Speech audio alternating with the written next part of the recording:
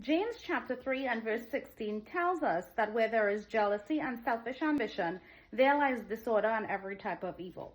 Now, as Christians, we want to believe and think that jealousy only exists outside of Christian circles. It's only for the secular.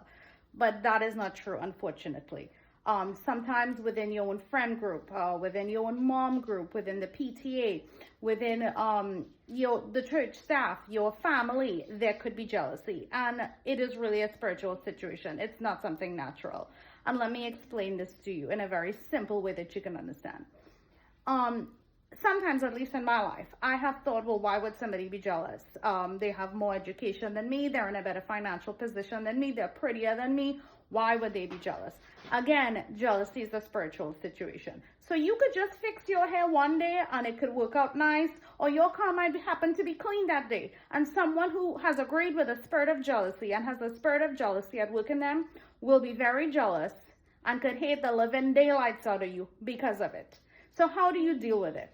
Well, I'll tell you what not to do. Don't sweep it under the rug. Don't pretend that it's not happening. Don't rationalize your way out of it. Accept that this is what is happening. The person is jealous. Ask the Lord to open your eyes and show you if such a spirit is working against you. When you realize that, pray for the person instead of going and telling everyone what's going on. And I'm not saying that you shouldn't tell one or two trusted friends who could help you pray. Of course, that's wisdom.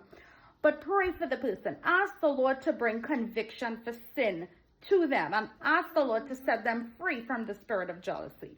Forgive that person completely, but also in the natural, set up healthy boundaries. You can't have people in your inner court, in your inner circle with a spirit of jealousy. And this is why. A person with a spirit of jealousy, whether or not they realize it, will always wish you harm. They will never want you to get the breakthrough. They will never want you to be promoted. They will not want you to succeed. Now, part of them may, because they may like you. But if there's a spirit of jealousy at work in them, there's another part of them that will take completely over at some point in time when there is something to be jealous of, and they will be against you. So you can love a person with jealousy, but you can't have them in your inner court. You have to set up healthy boundaries. And you can ask the Lord, Lord, how do I do this?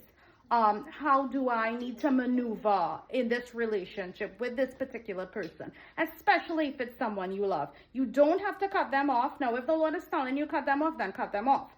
But you don't necessarily have to. You just have to ask the Lord to help you to establish healthy boundaries.